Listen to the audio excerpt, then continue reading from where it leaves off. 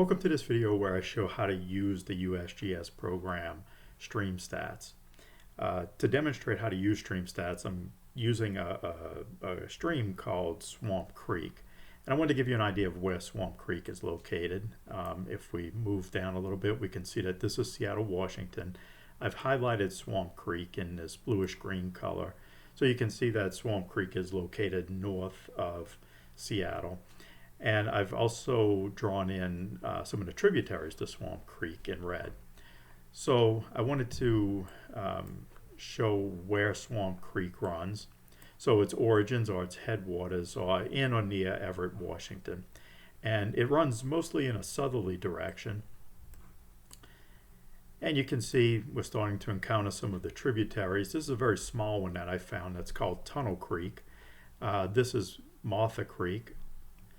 And for people who are local to the area, on some of the traffic reports, you may hear something called the Swamp Creek Interchange.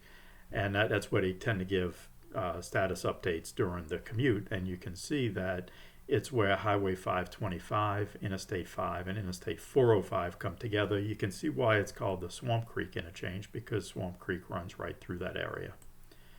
As we continue in this southerly direction, we run into another tributary. This one is called Scriber Creek, and I believe Scriber Creek is the longest tributary to Swamp Creek. And as we move further down, we encounter another tributary. I wasn't able to find a name for it, so for purposes of this video, we'll just call it unnamed tributary. This is going to be the area that I'm going to show the use of StreamStats.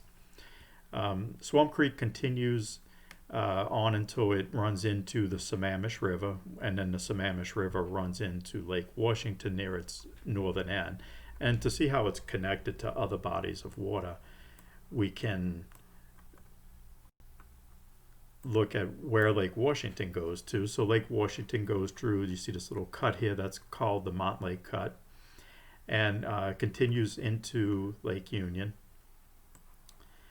goes through the Fremont Cut into the Lake Washington Ship Canal.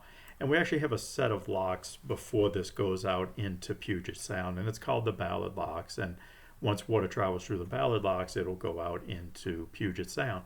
So again, if you live in the area, you may see some signs at some of the drainage that says this drains to Puget Sound. So that gives you an idea of how a water body such as Swamp Creek is tied into a larger water body like Puget Sound. So I'm going to show you now how to use StreamStats on this area.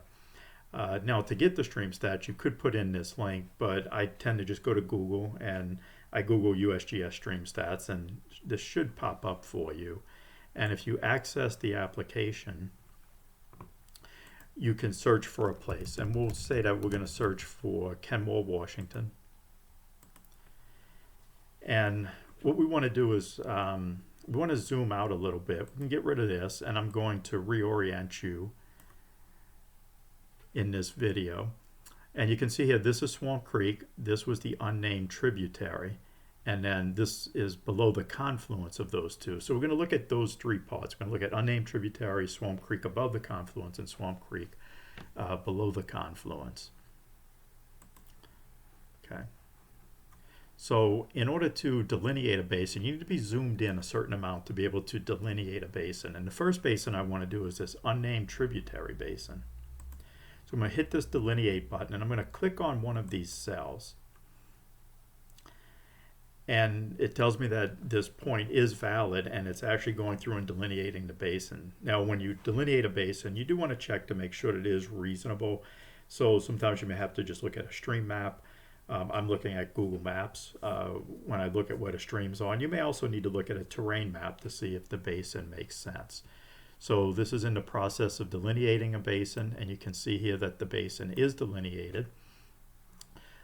This seems reasonable, and again, we're going to assume that the StreamStats basins are reasonable and that they're correct, just for purposes of demonstrating what it can do.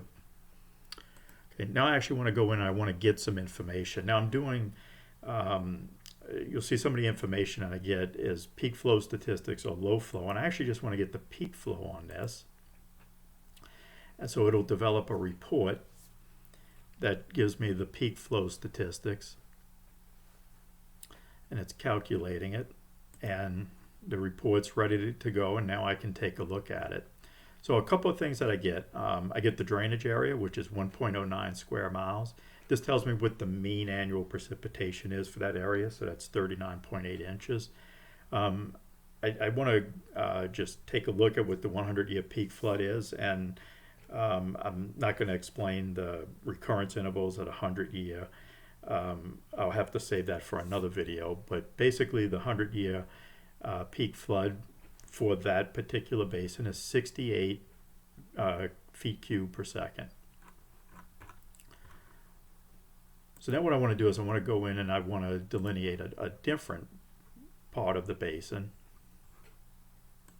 So I'm going to clear the basin that I have, and I'm going to now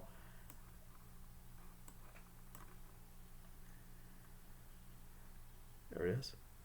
So I need to go and find my, there it is right there. So I need to go find this point. So again, I want to grab a point that is above this confluence of the unnamed tributary and Swamp Creek. So I go ahead and I click. Sorry, got to press the delineate, and now it tells me that my click point is valid, and it's going in and delineating that basin.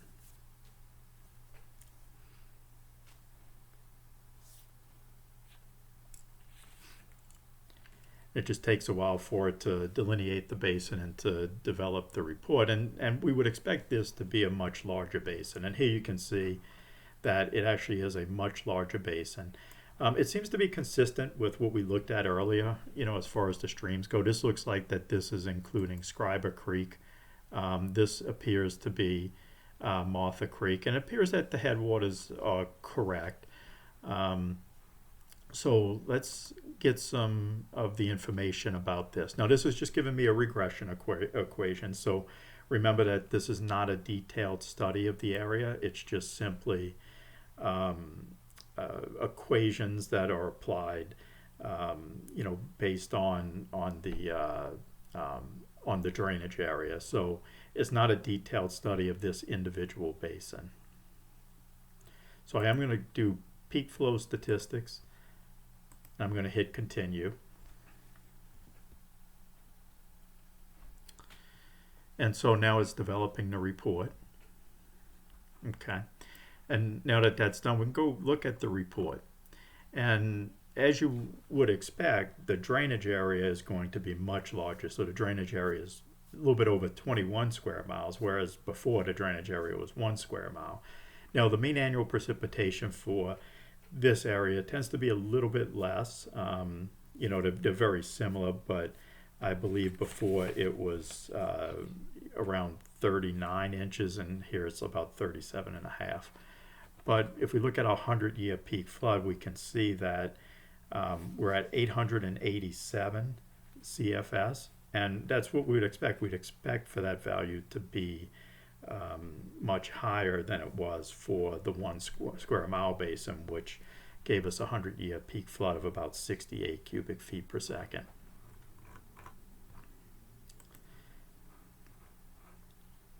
And now I'm going to clear this basin. So I'll go back to delineate a basin, and I want to get reoriented again. Okay, so now what I want to do, so this was unnamed tributary, this is Swamp Creek, and I want to click below this. So it should be still pretty similar to what I just did, but now it's going to include both Swamp Creek and that unnamed tributary. Now I did get a message, and I'm a little bit surprised that this message didn't pop up before, but the message that popped up said that, hey, this might not be valid, or it's not valid because it's an urban area. And in reality, I should have gotten that to pop up for all of these. Because we're in an urban area, this uses just these generalized regression equations, which don't work in urban areas.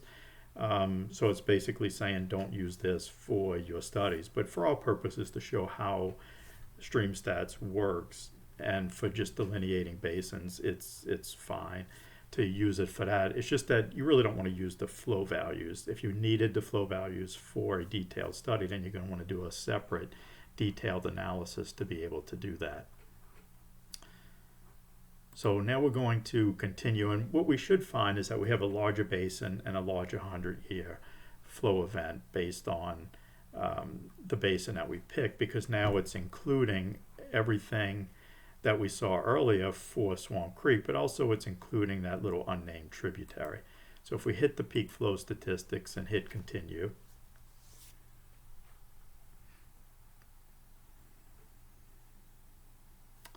we're just waiting for the report, and then now we can go and take a look at the report, and you can see that the drainage area is a little bit larger, so that means that it is now taking into account that unnamed tributary drainage area. So instead of being in the previous basin that we looked at, it was just a little bit over 21, now it's a little bit over 22.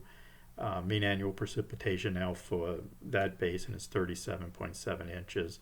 And our 100-year peak flood, remember before it was 887 CFS or something close to that, and now it's 938. So these results make sense. But I do want to point out that I have this message here that says that the delineation point is in an exclusion area, urban area, stream flow estimates may not be valid. And again, you know, the fact that you put in houses, you put in streets, you even have detention ponds, or those vaults that go under, you know, you might see them under some playgrounds or something. You know, it really affects the drainage. It affects the amount of drainage. It interrupts the timing of the drainage. So you have all of those that need to be taken into account. So again, just a simple regression equation is not going to take that into account. You would need a detailed study. So basically what they're saying is don't rely on this number for your 100-year event. So hopefully that gave you some understanding of what StreamStats is and how to use StreamStats. Again, you know, you can use it for studies, assuming that it is appropriate for studies, or you may just be interested in, you know, looking at, you know, maybe a different stream, you know, or a stream that's in your neighborhood, you know, maybe looking at, you know, some of the parameters or what actually contributes to that. So again, I hope you found this helpful. I will be following up this video with a video that shows the floodplains in this same basin and how to read flood maps. So if you're interested in that video, go ahead and subscribe to the channel and you'll get a notification when that video comes out. And I appreciate you watching the video. Thanks.